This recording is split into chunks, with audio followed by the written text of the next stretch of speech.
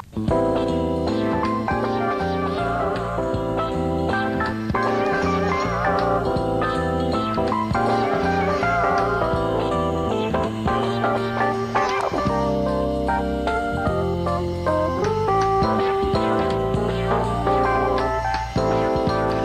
we're very privileged to have one of those persons who is very dynamic, doing nationwide work with the black healthcare, hair care industry. The president of the group is here. His name is Mr. Sam Enan, and the name of the organization is the Black-Owned Beauty Supply Association. And it's been around for a number of years.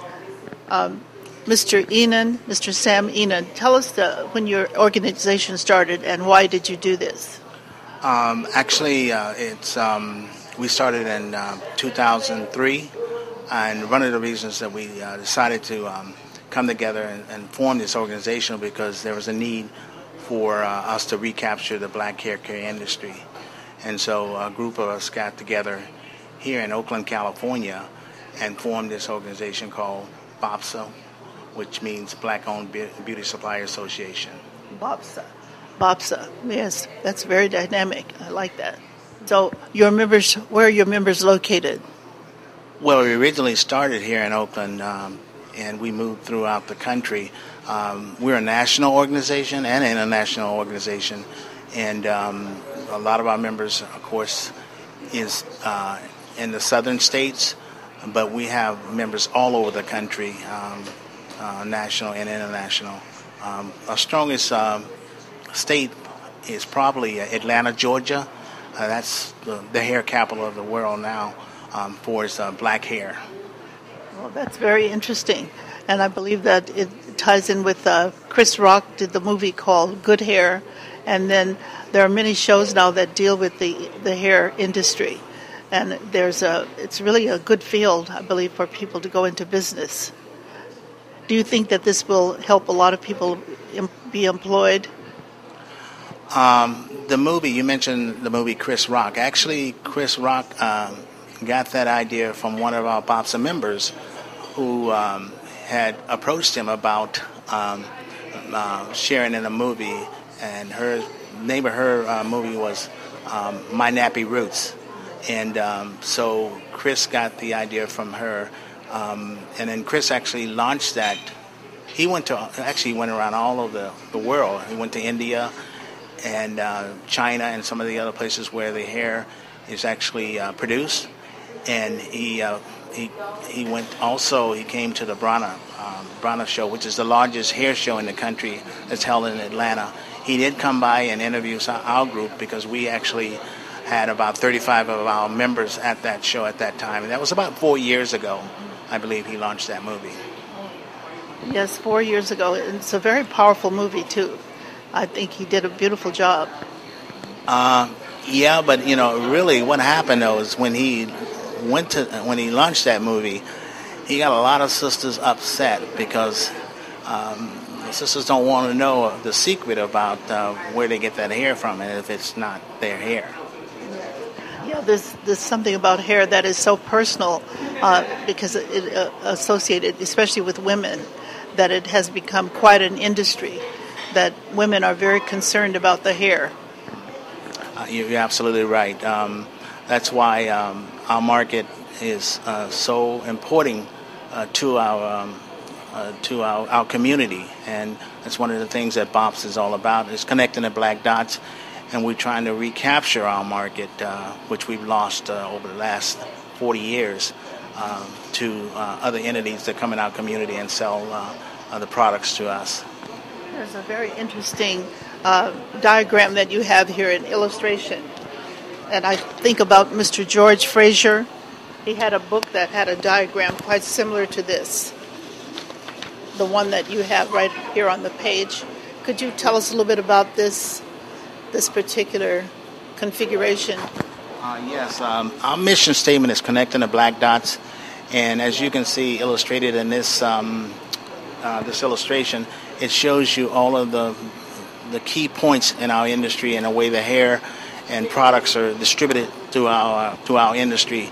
what we're trying to do at B.O.B.S.A, we have created this new entity which is called the B.O.B.S.A customer membership card. This membership card will allow the black consumers to buy at a discount directly from black manufacturers and recirculating their black dollar back into the black community.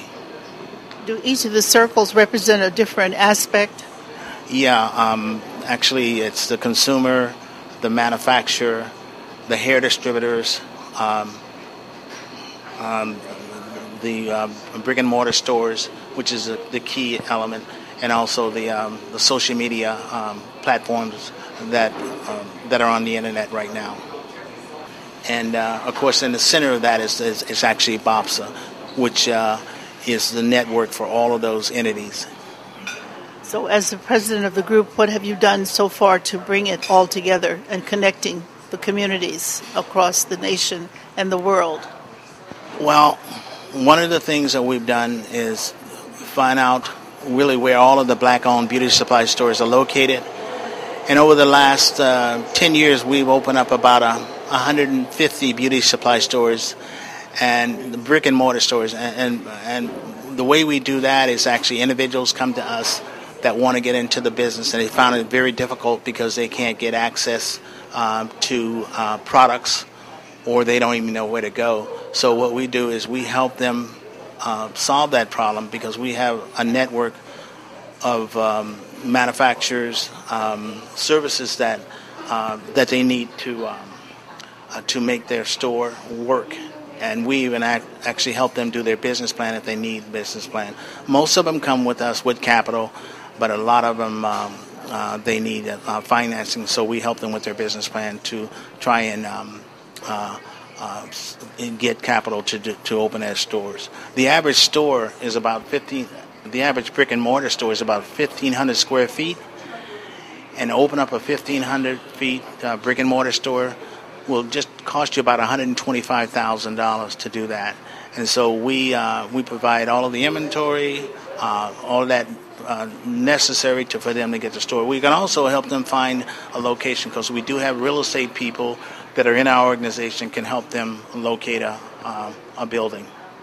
That is truly amazing, because I think that it is so practical what you're describing, and it makes me realize that the people who have this expertise have been mobilized to work together. Yeah, I agree, but we really need a lot more help. And one of the other pieces that we did not put on this illustration is we're trying to get churches to open up beauty supply stores, because if you think about it, 95% of the congregation in a large church or a small church are women. So we have been working the last 4 years to try and get churches to see about opening up a brick and mortar store. We're working with the church right now in Philadelphia, and hopefully that'll come to pass. So this will be a beauty shop owned by the church? It'll be a beauty supply store owned by the church, utilizing the church congregation for the consumer and also to run the store, which really recirculates the black dollar back into the black community, church community too. In the past, it was very difficult for entrepreneurs to open up a beauty supply store, but social media and the internet had leveled the playing field. There's a lot of small manufacturers. Now, most of the products that are developed in our industry is not developed by Revlon or L'Oreal. Most of the products are developed by hairstylists standing behind a chair doing hair, coming up with these new concepts. And so those products are hard to get into distribution in the brick and mortar stores. So by the social media, the Facebook and all these other pieces of the internet, it makes it much easier for an individual to create a product and also sell it to the end user, which is the consumer. Yes, I'm thinking about the famous lady who became the first black woman millionaire who dealt with hair, black hair. Yeah, and I know you're probably thinking about Madam J.C. Walker, but however, Madam J.C. Walker was not the first. It was Annie Malone out of St. Louis, and Annie Malone, Madam J.C. Walker used to work for Annie Malone. Madam J.C. Walker had the expertise of marketing the product, but Annie Malone had actually made the product. And Madam J.C. Walker used to work for Annie Malone, and a lot of people don't know that. It's sometimes the details is where you will actually find the complete story. We don't always get the complete story. Yes, and that's one of the things that B.O.B.S.A is trying to do, is educate the black consumer about the history of our industry, because we have a very rich history, and it should be told. And if you Google now, about the black hair industry, you don't pull up anything about Annie Malone. So that's why it's important for us to really know the truth. Now, I guess it is true that Madam C.J. Walker was the first millionaire black woman. Yeah, she was the first millionaire. In fact, her product now was bought by another young lady, a black young lady, that have her using her name, and actually she's a member of B.O.B.S.A. The same thing with Annie Malone. Her brand was sold to another person that is a member of B.O.B.S.A, and she's now selling her product through B.O.B.S.A, the Annie Malone product. So hopefully the message about affiliating with your association, is that one way to actually motivate people to go to school and get the training, or do you have that also available? Most of the entrepreneurs that come to B.O.B.S.A, they're young people. They already have they already been to college. A lot of them come right out of college and want to work for themselves. So they come with the right tools. They just don't know where to go to get product and get the services they need to take it to the next level. And you provide those services that they need and helping them to get to the next level? Yes, we do. We help them do a lot of different things. We work with them. We can even go into a market wherever they want to put their store and actually show them how to lay the store out. And that's very important.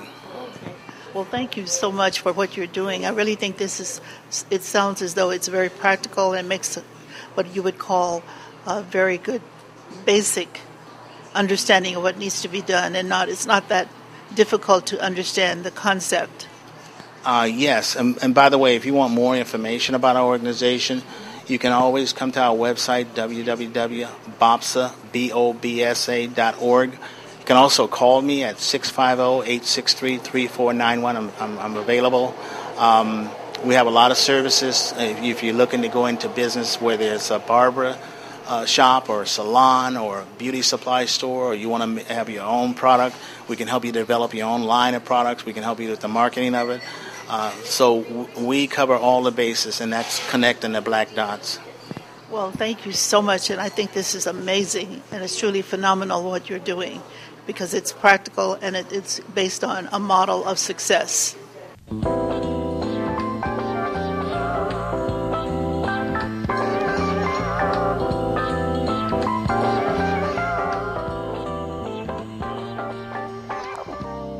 We'd love to have you here. Come on down to the bottom of the night. It's kids friendly. It's open up to the public. Come and enjoy the food. It's great. Thank you. Looking forward to seeing you. It is my pleasure to speak with Mr. Duke Pitcher, who is the general manager of Bottom of the Ninth Bar and Grill. This is one of the most unique titles I've ever heard of, a bar and grill. Could you tell us again the name of it and how you came up with the name?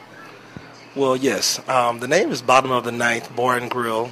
We wanted to be not your typical bar and grill, so we thought that a name that would signify sports would be something that we would shoot for. And what better place in Oakland with the Oakland A's doing as well as they have, and also the Giants, to come on the bottom of the ninth. And your TV screens that are around the room, they're all showing a different program. Yes, we have all sports available, from soccer, Olympics, swimming, football, basketball. Any fans that come in, we want you to be able to watch whatever game that you want here at Bottom of the Ninth. Wow, that is truly amazing. So are these DVDs that you're showing? No, they're actually live feeds. So we actually do the NFL package on Sundays. We're working on the NBA League Pass right now. We've shown all the baseball games. So just the various different cable companies and outlets that we use here at Bottom of the Ninth. Okay. So tell us about your preparation for this job, what you did before. A lot of hard work, to be honest. I come from a legal background, and the spur of this Bottom of the Ninth Bar and Grill came from four cousins. The local guys, they grew up here, and they had a vision to open this unique place. They called me in and said, "Hey, Duke, can you come out and help us open this establishment?" And I said, "Sure, why not?" Now, the four cousins, did they have your same name as yours? No, they're not. They're not. No, they're not. They don't have the same names, but they're four gentlemen. They pretty much stay in the background, allow me to run the show, but they're very hands-on owners, and they treat this as this is their baby. This is their first business together. Many years ago, there was a famous sports person who owned this facility, I believe. I'm trying to remember his name. Do you happen to know who that guy was? He was very well known. Don Barksdale. Had you heard of him before? Actually, I have heard of Mr. Barksdale. Yes. Very prominent figure here in the local community. Yes. But being from New Orleans, I wasn't familiar with him at first, but when we came here, I had to learn some of the history. Well, it's nice to know you're from New Orleans because that history is amazing. Yes, it is. Really. I try to put a little bit of that touch on here, bring a little southern flavor out here to the West Coast. Oh, fantastic. Yeah. So let's see. Has this been a lifelong dream, this particular business? Well, the four cousins, for about 5 years, they have been getting together looking for the right place. And we didn't want to go in the South Bay. We didn't want to go across the bridge. We really wanted something local that we can give back and have our friends and family come out and support us here right in North Oakland. Well, that ties right in with keeping Don Barksdale's memory here alive as well. Do you have any images of him on display? No, we don't, but we're currently gathering images. We're currently gathering jerseys of some of the prominent athletes and stars that have come through this area. Being only a month old, we hadn't had quite enough time to get everything that we want in here, but we're working on that. Well, then this sounds like your opportunity here for Oakland is going to be amazing. Well, we want to be a mainstay in the community. We're not here to just turn a quick profit. We want to be a place that people want to come to and watch the games, be a destination place, and provide upstanding quality service and food at the same time. That's great, because I think that's what people appreciate, the thoughtfulness that it takes to do something like this. Right, that's correct. Specifically, what do you bring to the community? Well, we're providing jobs. We have different ethnicities that we hire. We're equal opportunity employers. We don't want to just be a place that caters to one group. Right. We're very diverse, and we show that with the sports that we preach and all the different games here. And the Bay Area is a melting pot, so we want everyone here. Yes, it is. Very much so. Yes. Can you tell us about your menu? We have a very unique menu. And that's one of the things that we're proud of here at the Bottom of the Ninth Bar and Grill, is that we're not your typical bar and grill where you're getting served French fries in a basket. We have high quality plating. Our chef demands that. So you're not just going to come here and get a 2-star meal. We want to serve 5-star meals here. We have sliders, beef and lamb. We have very exotic salads, from peach salads to farm fresh salads. We even do an after 5 menu here at Bottom of the Ninth. And starting Sunday, we're going to do a chef special every day. So he'll come up with his creation, and we'll offer that to our guests as well. We also provide a lunch menu as well, where you can get a discounted lunch. So come on down and try it out. Yeah, it sounds as though it is a place for something very special and unique. Yes. Yes. Do you hold special events here as well? Yes, we do. We're open to catering. We do banquets. We do private events. We do all of this high-end sports. We just did 2 pay-per-view boxing matches. We'll be in the UFC arena as well. So anything that's sports-related, we're geared to. And if you just need meeting space, you can come down and use us. And is this a free service that you provide to the community? Well, we have different services that we provide. If you use our space as far as banqueting, we provide a catering menu that you can choose from. If you have a small group, we have menus catered to that. If you have a large group, we have menus catered to that as well. But we do allow some of the community groups to come in and have happy hour and host different social events here as well. So, as the general manager, what would you say are the most exciting things that you are having to do? Just the interaction with new people, meeting new people and prominent figures such as yourself has been a pleasure. And that's one of the privileges of being the GM is that you kind of the front line. You get to meet everyone and welcome them to our place and make sure they have a great experience here at Bottom of the Ninth. Also, you're located right across the street from the Children's Hospital, which is known all over the United States. People come here for good care. So how have you reached out to Children's Hospital? Well, that's a great question. We've just had the director in here this past week. They came over and did a sampling of our menu. So those guys actually came over and reached out to us, which was a pleasant surprise. We have a special menu that we created for the Children's Hospital where we have a discount for the family and friends and also employees of Children's Hospital. And we're right now negotiating to do some banqueting for those guys as well. Well, now that sounds very unique and special. So how did you come up with that idea? Well, it actually came from one of our employees. He has a friend over there in Children's, and the word spread that we're a new business. They came over and they checked us out. They liked what they saw. They enjoyed the menu and the food, and we went from there. Okay, well, as we wrap up, I'd like to thank you as the general manager of, Bottom of the Ninth Bar and Grill. That's correct. A very unique name and a special place for special people. And based on the history of this place, with Don Barksdale's memory in the background, congratulations for success in Oakland. Well, thank you so much, and it was a pleasure meeting with you today. Come on down and see us again. Thank you, I certainly will. Oakland is so pleased to have had you today on our show, and it's about positive things that are happening in Oakland. The movers and shakers and image makers. And that's exactly what you're doing. You're moving and shaking and making images. Thank you again. Thank you. Skylark, have you anything to say to me? Won't you tell me where my love can be? Is there a meadow in the mist where someone's waiting to be kissed? Skylark, have you seen a valley green with spring, where my heart can go a-journeying over the valley in the rain to some blossom-covered lane? And in your lonely flight, haven't you heard the music in the night? Wonderful music, faint as the will-o'-the-wisp, crazy as a loon, sad as a gypsy serenading the moon. Skylark, I don't know if you can find these things, but my heart is riding on your wings.